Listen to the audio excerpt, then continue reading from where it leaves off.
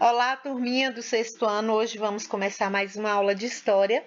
Estamos na semana 33 e hoje vamos falar sobre alguns conceitos de história. Na verdade, a gente vai estar retomando aí, fazendo uma recapitulação de assuntos que foram estudados lá no início do ano, né? Então, vamos retomar esses conceitos de história como tempo, cultura e etnocentrismo. Mas então, vamos começar? Você sabe o que é cultura? E etnocentrismo? Você sabe para que serve a história? E qual é a importância do estudo do tempo? O que acha de aprendermos tudo isso agora? Pois bem, primeiro vamos começar com etnocentrismo. O que é etnocentrismo? A palavra etnocentrismo, ela contém os radicais etno, derivado de etnia, que significa, por sua vez, semelhança de hábitos, costumes e culturas, e centrismo, que é a posição que coloca algo no centro como referência central a tudo que está à sua volta. Então, a visão etnocêntrica é aquela que vê o mundo com base em sua própria cultura. Assim, vai desconsiderar as outras culturas ou considerar a sua como superior às demais. Disso se resulta, grosso modo, que o observador etnocêntrico ele vê-se como superior aos demais em aspectos culturais, religiosos e também étnicos, raciais. Então aqui vocês estão vendo essas imagens. A primeira, a Kukulkan, né, tinha como uma de suas pautas a manutenção da supremacia branca e do cristianismo, e nessa outra imagem que tem aí diz assim: meu Deus, eles não sabem, eles não usam roupas. Olha, eles não usam penas, então cada um ali querendo defender aí a sua cultura. Mas já que falamos sobre cultura, o que é cultura? Em seu livro O que é Cultura, José Luiz dos Santos, ele traz aí uma concepção de que quando se entende os motivos, as formas de ser de cada cultura dos diferentes povos, o que é considerado estranho ou até mesmo errado diante dos nossos costumes, né, que também fazem parte de uma cultura que por sua vez é diferente das demais, a cultura outrora estranha se torna algo legítimo em nossas reflexões. Então lembre-se que cultura não é só o que você gosta. No início do século XIX, com o surgimento das ciências sociais como antropologia e sociologia, os pesquisadores eles começaram a entender que cultura é tudo aquilo que um povo cultiva, ou seja, seus hábitos de um grupo de pessoas. E esses hábitos eles são gerados através do meio em que se vive, das necessidades daquele grupo, da forma como as pessoas se relacionam com o meio e também com os outros. Ou seja, cultura é tudo aquilo que nasce da interação humana com o meio. Agora, analisando essas imagens abaixo, nós estamos percebendo, né, que essas pessoas que estão nas imagens, elas são de culturas diferentes. Então, o que muda com o fato de fazerem parte de outra cultura que não é a predominante do nosso país? Nas imagens, nós vemos crianças no ambiente escolar, o que se assemelha com a nossa escola sala de aula, e quais são as diferenças e semelhanças. Mas então, agora que nós já estamos aí ligadinhos sobre cultura, vamos então fazer aquela pergunta que não quer calar: o que é história? O que a história estuda? Bem, a história ela estuda justamente o processo de mudanças ocorridas nas sociedades. Inclui-se aí as mudanças no campo da comunicação, da moda, alimentação, construção de moradias, lazer, entre outras. Mas a história não estuda apenas as mudanças, estuda também as permanências, ou seja, aquilo que mesmo com o passar dos anos não mudou ou mudou muito pouco. Exemplo disso são as construções presentes em algumas cidades brasileiras, como Ouro Preto, São Luís, Olinda, Goiás e Salvador. Repare que elas são muito antigas. Elas foram construídas há muito tempo, mas são preservadas até hoje. Falando das mudanças e permanências, as permanências também podem ser percebidas nas brincadeiras antigas, né, que continuam sendo praticadas hoje, como pular corda, brincar de peteca, de boneca, de carrinho, de esconde-esconde, de amarelinha, são exemplos aí de permanências. Mas, concluindo, a história estuda mudanças e também as permanências e procura perceber o modo como as pessoas viviam nos tempos antigos e como vivem hoje, bem como também as relações que essas pessoas, né, elas têm. Ou seja, a história, ela estuda o tempo passado e também o presente. Por isso, pode-se dizer que a história é o estudo dos seres humanos no tempo. Falando sobre tempo, para escrever a história dos seres humanos, tiveram de resolver aí o problema de situar os acontecimentos no tempo. Por isso, ao longo do tempo, criaram diferentes calendários, isto é, diferentes modos de contar e dividir o tempo. Para dar início à contagem do tempo, cada povo escolheu aí uma data que é importante para ele. Os judeus, por exemplo, eles começaram a contar o tempo a partir da criação do mundo, que para eles se deu no ano 3760 antes do nascimento de Cristo.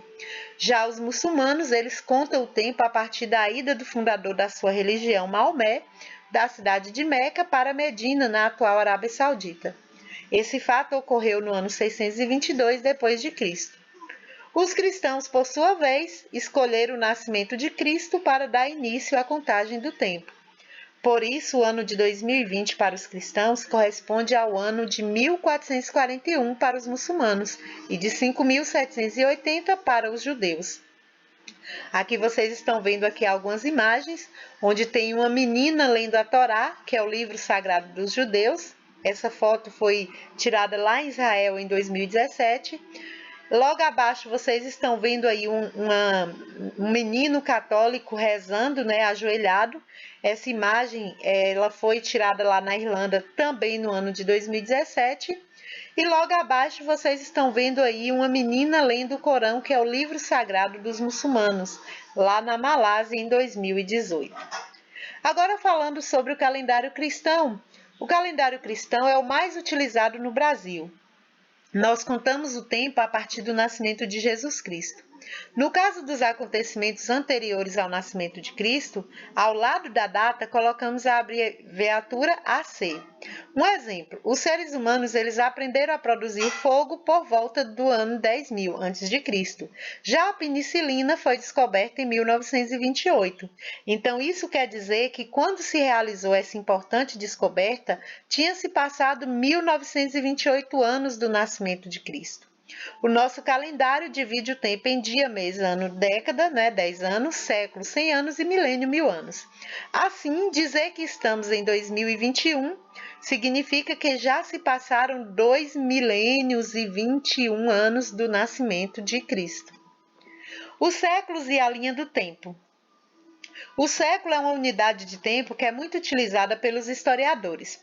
Geralmente é escrita em algarismo romano, como século 1, 2, 3, 20 e assim por diante. Há duas regras práticas para saber a que século pertence determinado ano. Primeiro, quando o ano terminar em 00, é só eliminá-los e o número que sobrar indicará o século. Exemplo, 1200 é século 12. Segundo, quando o ano não terminar em 00, é só você eliminar os dois últimos algarismos e somar 1 ao número que sobrou e você terá o século. Exemplo, 1995. Aí você elimina 95 e pega 19 mais 1, 20. Então, 1995 é século 20. É preciso também observar que ainda que estas regras são válidas para calcular tanto os séculos anteriores quanto os posteriores ao nascimento de Cristo, para representar e ordenar os fatos numa sequência cronológica, utiliza-se aí a linha do tempo. Essa linha pode ser construída usando-se qualquer unidade de tempo, anos, décadas e também séculos. Lembrando que na linha do tempo tem que ter ali o ponto de referência, que é o nascimento de Cristo. O tempo histórico, como se vê, o tempo cronológico ele é criado pelos seres humanos e ele é o resultado de uma convenção, isto é, de um acordo entre eles. Mas os historiadores eles não se interessam apenas em situar os acontecimentos no tempo. Eles interessam-se também pelas mudanças e permanências que ocorreram nas sociedades humanas ao longo do tempo. Esse tempo relacionado às mudanças e permanências na trajetória dos seres humanos na Terra é chamado de tempo histórico. Então, observando nessa imagem aqui, essas pessoas que estão recarregando o bilhete de transporte público por meio do totem, é possível perceber a presença marcante da informática nas nossas vidas hoje.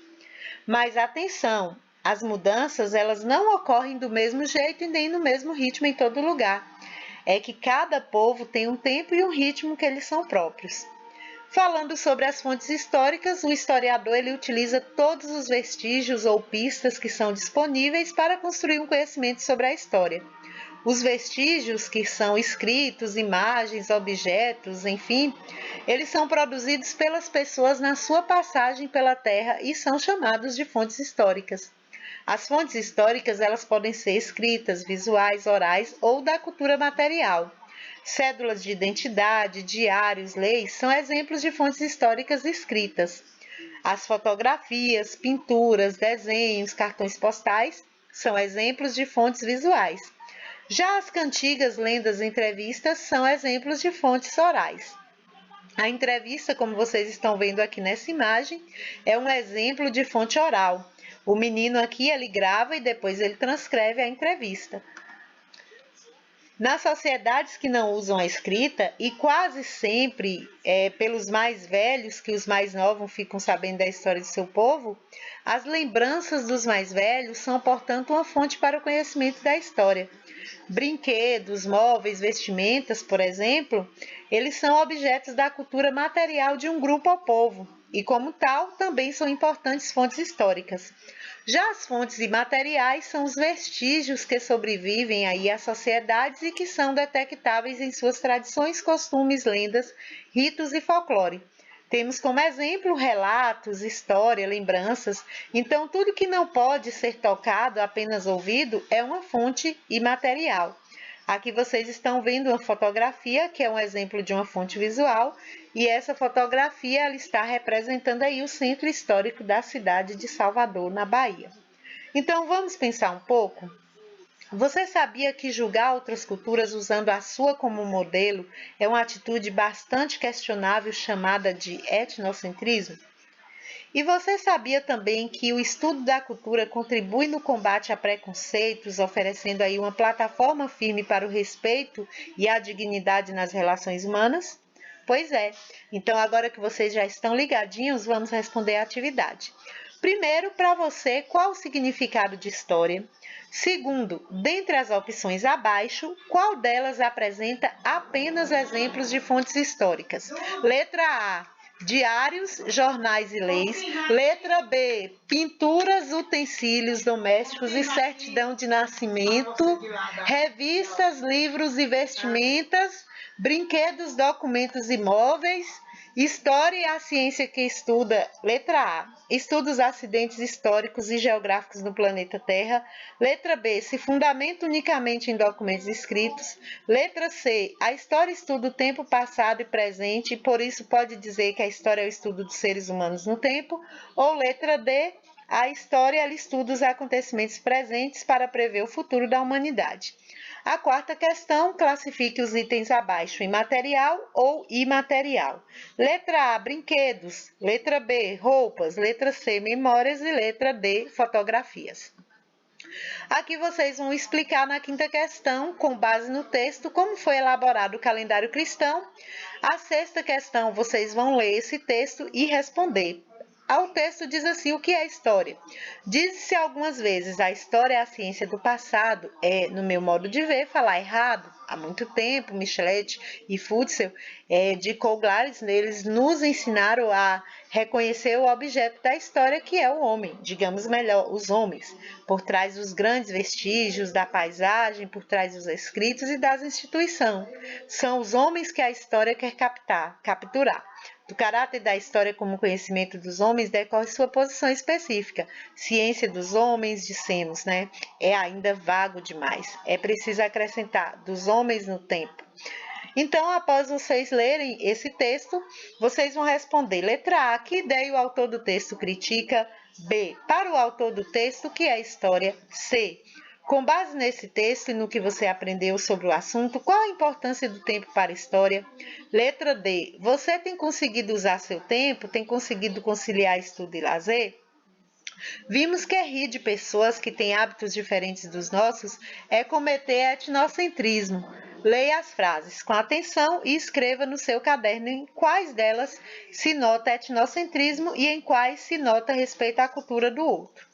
Então, aqui vocês estão vendo, né? Esse é o meu certo e esse é o meu errado. E aí o outro bonequinho fala, seus conceitos são estranhos. Então, a letra A, os grupos indígenas têm culturas diferentes da nossa. Letra B, as mulheres tailandesas são estranhas, acham bonito ter o pescoço enfeitado. Letra C, os indianos são atrasados por não comerem carne de vaca. Letra D, faz parte da cultura escocesa os homens usarem saia. Letra E, chama um passeio do qual eu não gosto de programa de índio. Então é isso aí, pessoal. Qualquer dúvida é só chamar.